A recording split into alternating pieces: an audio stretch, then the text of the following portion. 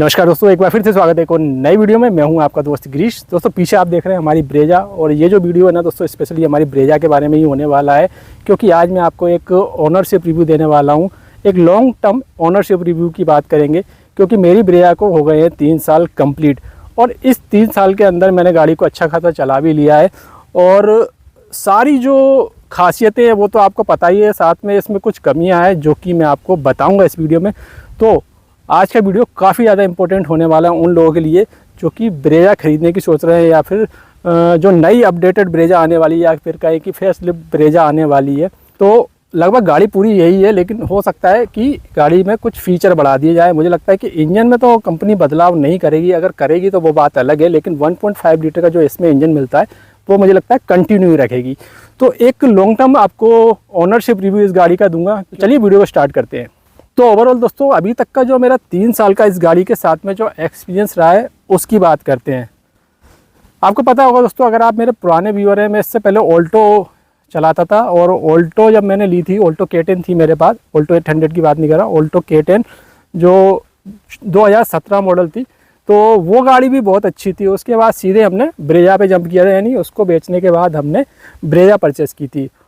और उस टाइम पे दोस्तों ब्रेजा का काफ़ी ज़्यादा क्रेज़ था, और अभी भी जो है अच्छी खासी संख्या में ये बिकती है। बट अभी जो है इसका फेसलिफ्ट आने वाला है, तो थोड़ा सा लोग वेट भी कर रहे हैं। अगर इसके कॉम्पिटिटर की बात करें दोस्तों, 8-9 गाड़ियाँ हैं अब इस सेगमेंट में। ये 4 मीटर सेगमेंट की गाड़ी, यानी अंडर 4 मीटर सेगमेंट की गाड़ी है। तो इस सेगमेंट में इसके कॉम्पिटिटर की अगर बात करें, सबसे पहले तो टाटा नेक्सॉन, हुंडई की लेटेस्ट अभी जो वेन्यू आई है अपडेट होने के बाद, पूरी तरह से जो है गाड़ी को चेंज कर दिया गया है, वो है। स्कोडा की काइलैक भी अच्छी खासी संख्या में बिक रही है। इसके अलावा किया की सोनेट है, काइगर है, निसान की मैग्नाइट है। ठीक है, इस तरह से बहुत सारी गाड़ियाँ इस सेगमेंट में आती है, लेकिन इसकी जो मेन कॉम्पिटिटर है ना वो टाटा नेक्सॉन रही है। और वेन्यू जो है फेसलिफ्ट आने के बाद भी इतनी अच्छी संख्या में नहीं बिक रही है जितनी कि ये बिक रही है। और जब इसका फेसलिफ्ट आ जाएगा तो मुझे लगता है ये फिर से अपनी पोजीशन हासिल कर लेगी। तो टाटा नेक्सॉन और इसके बीच में कंपटीशन रहता है, कभी ये आगे चले जाती, कभी ये पीछे चले जाती। तो ये तो बात हो गई इसकी जो कॉम्पिटिटर है उसकी। अब ये गाड़ी जब मैंने ली थी दोस्तों, उस टाइम पे इस गाड़ी का बहुत तगड़ा क्रेज़ था, मतलब अच्छी खासी वेटिंग थी, बड़ी मुश्किल से मिली थी। जैसे तैसे जेट लगा के मेरे को गाड़ी मिल गई थी, और मैंने डीलरशिप को ही अपनी ऑल्टो दी थी, तो थोड़ा सा और जल्दी मिल गई थी मुझे। बट उस टाइम पे मैंने जो बुक की थी ना दोस्तों, एलेक्सा ही की थी, यानी कि बेस वेरिएंट बुक किया था। तो बेस वेरिएंट बुक करने के बाद मैंने VXI वेरिएंट लिया। ये VXI वेरिएंट है, और उस टाइम पर VXI और LXI में आपको स्मार्ट हाइब्रिड टेक्नोलॉजी मिलती थी। मारुति का जो स्मार्ट हाइब्रिड सिस्टम है ना वो इसमें लगा हुआ है, देखिए, जो कि अब आपको नहीं मिलता। वो केवल आपको ZXI या ZXI प्लस में ही देखने को मिल जाता है, या फिर ऑटोमेटिक VXI से स्टार्ट हो जाता है, ऑटोमेटिक वेरिएंट अगर आप लेंगे। तो उस टाइम पे हमको ये गाड़ी करीब 10.5 लाख की पड़ गई थी, क्योंकि थोड़ी बहुत एक्सेसरीज हमने लगवा ली थी, जैसे कि रियर कैमरा और विंडो की ये जो क्रोम गार्निश है लोअर की, वो ये मतलब कुल मिला के हमने 15,000 के करीब जो है एक्सेसरीज लगवा ली थी उस टाइम पे जब गाड़ी ली थी। ठीक है, तो ये मुझे 10.5 लाख के करीब पड़ गई थी। अब आप कहेंगे कि उस टाइम तो जो है ये गाड़ी करीब 11 लाख की पड़ गई थी, आपको 10.5 की कैसे पड़ गई। तो हमारे यहाँ पर दोस्तों मैं आपको बताना चाहूँगा, एक ट्रेड फेयर लगता है, एक ग्वालियर व्यापार मेला लगता है, उस पर जो है RTO द्वारा 50% का रजिस्ट्रेशन पर डिस्काउंट दिया जाता है। जैसे कि आपने गाड़ी खरीदी, ठीक है, और उसके बाद आप जब रजिस्ट्रेशन कराते हैं ना गवर्नमेंट से RTO ऑफिस जाके, तो उस पर 50% आपको RTO फीस देनी पड़ती है। तो इस तरह से मेरी 50,000 की सेविंग हो गई थी, अदरवाइज मुझे ये गाड़ी करीब 11 लाख की पड़ जाती। और अभी जो है ये गाड़ी प्राइस कम हो गया, तो अभी जो है लगभग इतने की ही पड़ रही है। तो अगर मैं देखूँ तो मुझे कोई नुकसान नहीं है। नुकसान ये है कि इसमें बस उस टाइम पे 6 एयरबैग नहीं आते, 2 एयरबैग है इस गाड़ी में। लेकिन फ़ायदे की बात करूं तो यहाँ पर जो है स्मार्ट हाइब्रिड टेक्नोलॉजी हमको इस गाड़ी में मिल गई थी। तो सबसे पहले बताता हूँ कि इस गाड़ी की अच्छाइयाँ क्या लगती है मुझे। सबसे जो अच्छी बात लगती है ना इस गाड़ी की, वो है इसका look, front look, rear look और साइज़। आपको लगती नहीं है कि ये 4 मीटर सेगमेंट की गाड़ी है, आपको ऐसा लगता है कि बड़े सेगमेंट की गाड़ी है। क्रेटा के बगल में अगर आप खड़ा कर देंगे तो थोड़ी सी ये आगे पीछे से क्रेटा से भी चौड़ी नज़र आती है। हालांकि इससे भी चौड़ी गाड़ी है XUV 3XO, जिसका मैं नाम बताना भूल गया था, वो इससे भी ज़्यादा चौड़ी है। टाटा नेक्सॉन इससे भी ज़्यादा चौड़ी है, लेकिन एक्चुअल में ये ज़्यादा चौड़ी नज़र आती है उन गाड़ियों के मुकाबले। ठीक है, तो इसका जो फ्रंट और रियर लुक है या फिर साइड लुक है, ओवरऑल काफ़ी अच्छा लगता है। और लगता नहीं है कि ये 4 मीटर सेगमेंट की गाड़ी है। हालांकि लुक एक सब्जेक्टिव मैटर है, किसी को पसंद आता है किसी को नहीं आता, बट मुझे तो काफ़ी अच्छा लगता है और बहुत सारे लोगों को इसका लुक ही सबसे ज़्यादा पसंद आता है। ठीक है, दूसरी चीज़ की बात करें कि इसमें आपको बेस वेरिएंट से ही 215 सेक्शन के टायर मिलते हैं, यानी कि 215 mm चौड़े टायर मिलते हैं, यानी बेस टू टॉप जो आपको टायर प्रोफाइल मिलती है वो सेम मिलती है। और उसमें जो अलॉय व्हील आते हैं कंपनी फिटेड, उसमें भी यही वाली प्रोफाइल आती है, यानी यही वाले टायर भी फिट हो जाएंगे। जबकि और कंपनी क्या करती है, जो लोअर वेरिएंट होते हैं उसमें टायर क्या करती है, छोटे दे देती है, रिम साइज थोड़ा सा छोटा दे देती है, तो ये एक अच्छी बात बन जाती है। इसके अलावा दोस्तों इसमें आपको बेस वेरिएंट से ही रिमोट की मिल जाती है, हालांकि जो की है वो नॉर्मल मिलती है, बट बेस वेरिएंट से आपको रिमोट की यानी कि सेंट्रल लॉकिंग सिस्टम मिल जाता है, तो ये भी अच्छी बात है। और अगर अभी की बात करें तो हेडलाइट में आपको LXi और VXi में कोई DRL नहीं मिलते, तो इसमें भी नहीं है। ZXi है, ZXi प्लस में ही आपको जो LED वाली हेडलाइट है विद DRL के साथ काफ़ी बढ़िया लगती है, वो आपको मिलती है। तो ये एक थोड़ी सी कौन हो जाती है, क्योंकि अब इस सेगमेंट की जो गाड़ियाँ उसमें LED लाइट आ रही है, DRL आ रहे हैं, बट इसमें नहीं है। इसीलिए जो है मारुति अब इसको अपग्रेड भी कर रही है, देखते हैं फेसलिफ्ट आएगा उसमें क्या क्या चेंजेस करती है। ठीक है, तो ये कुछ चीज़ें आपको मिल जाती है इस गाड़ी में। अगर रियर की बात करें तो केबिन स्पेस आपको बेस्ट इन सेगमेंट मिल जाता है, तो कुछ इस तरह का इसका केबिन मिल जाता है। रियर में भी आपको अच्छा खासा स्पेस मिल जाता है, कोई नी रूम वगैरह की कमी आपको महसूस नहीं होगी। और अगर बूट स्पेस की बात करें तो ऑन पेपर तो आपको ये थोड़ा कम लग सकता है, लेकिन प्रैक्टिकली देखा जाए ये बूट स्पेस काफ़ी बढ़िया है, क्योंकि बहुत सारी कंपनी जो बूट स्पेस बताती है ना वो यहाँ तक नाप के बताती है बिना पार्सल ट्रे के, लेकिन इसमें आपको यहाँ तक, अगर नीचे की बात करें केवल पार्सल ट्रे तक, तो इसमें आपको 328 लीटर का बूट स्पेस मिल जाता है और एकदम आपको बढ़िया शेप का बूट स्पेस मिल जाता है। तो बूट स्पेस से भी आपको कोई दिक्कत नहीं आने वाली है। इसकी एक सबसे बड़ी जो खासियत है ना दोस्तों, वो छुपी हुई है इसके बोनट के नीचे। चलिए मैं आपको बोनट ओपन करके दिखाता हूँ। ये गाड़ी जो है सबसे ज़्यादा जो बिकती है ना, उसका कारण इसका इंजन है।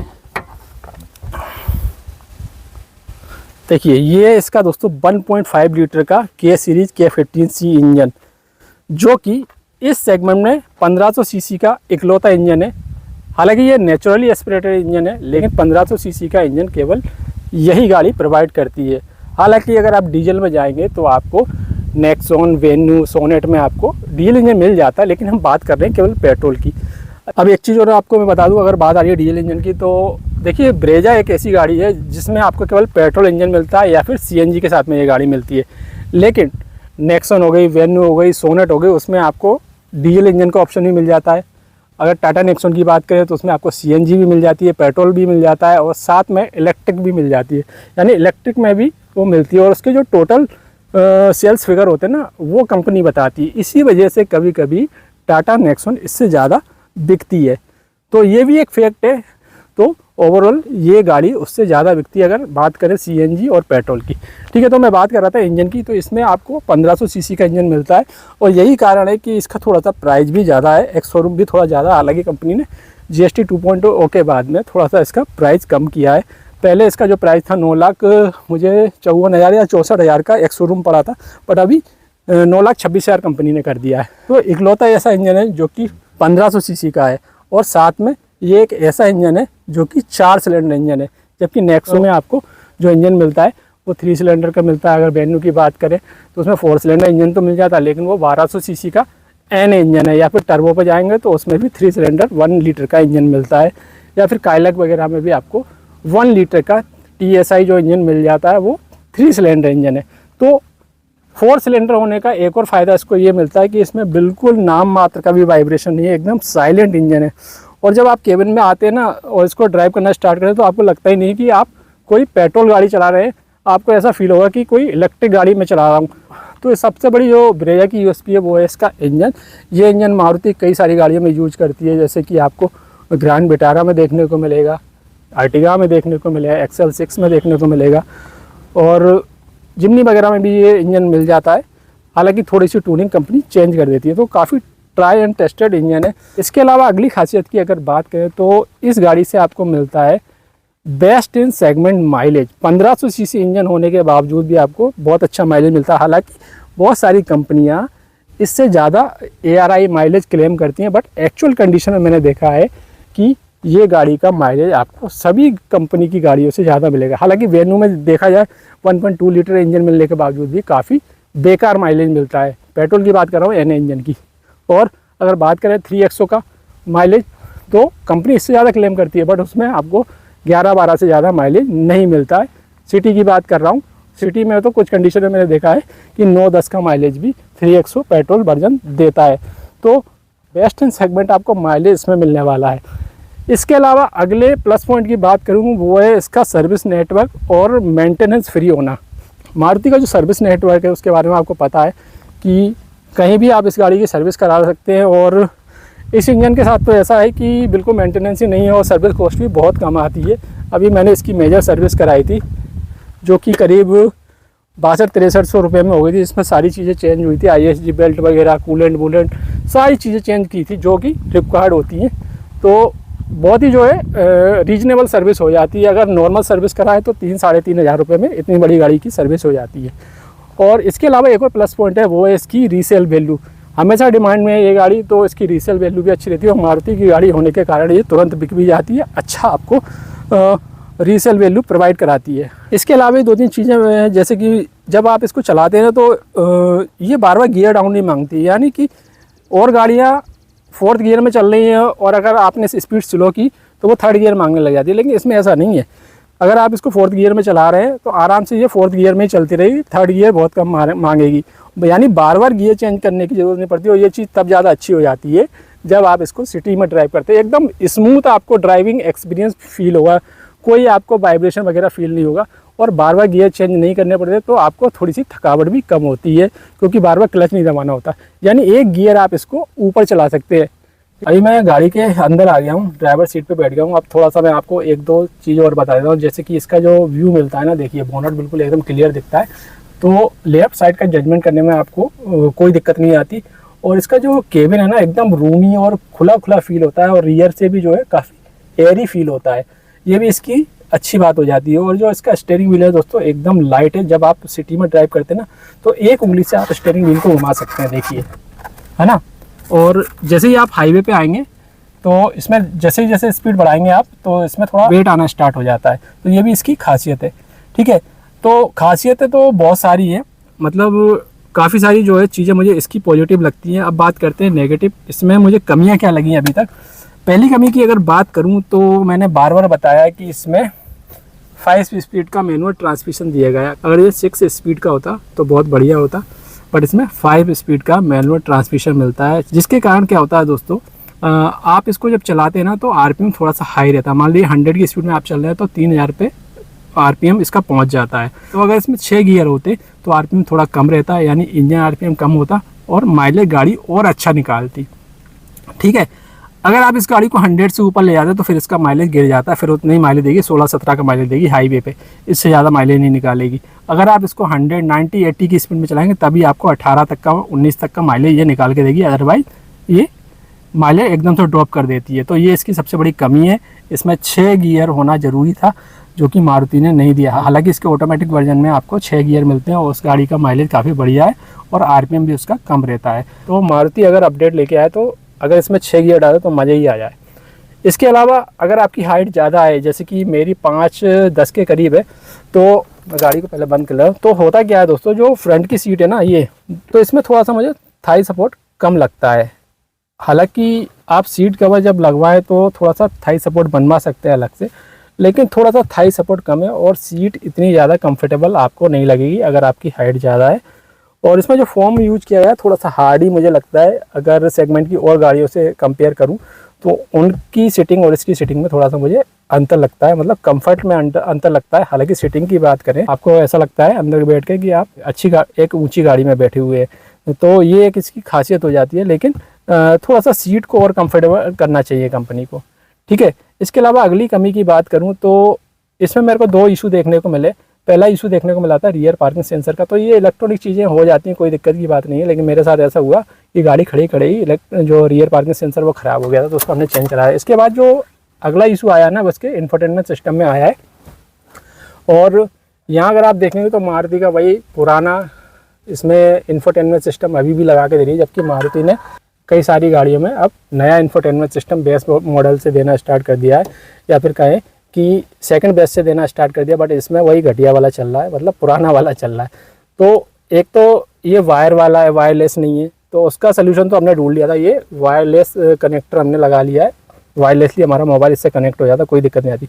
लेकिन इसमें प्रॉब्लम ये है कि ये कभी कभी हैंग हो जाता है। मेरे साथ तो ऐसा नहीं हुआ, लेकिन बहुत सारे लोगों ने ऐसा कहा है कि हैंग हो जाता है जब हम वायर से कनेक्ट करके इसको चलाते हैं, या वायरलेसली मैंने चलाया तो मुझे तो कभी फील नहीं हुआ।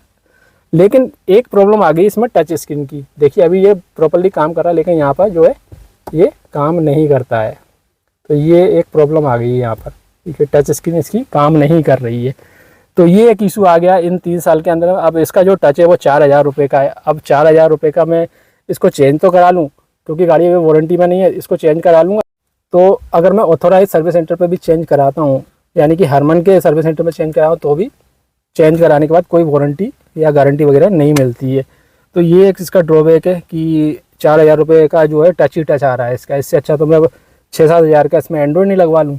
तो मैं सोच रहा हूँ कि इसको रिपेयर कराऊँ कि एंड्रॉयड लगवाऊँ। थोड़ा सा इसके बारे में हम बाद में बात करेंगे। तो ये एक दिक्कत इस गाड़ी में हमने फील की है। इसके अलावा अगली कमी की अगर बात करें तो सिटी में चलाने के लिए ये गाड़ी बहुत अच्छी है।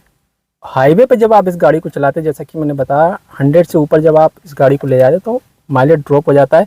दूसरा, 100 के बाद थोड़ा सा आपको ऐसा फील होगा कि पावर की कमी है। हालांकि गाड़ी काफ़ी स्टेबल है, काफ़ी साइलेंट है, लेकिन 100 से ऊपर जाने के बाद थोड़ा इंजन नॉइज़ भी आने लग जाता है। क्योंकि उसका कारण है आरपीएम इंजन का हाई हो जाता है।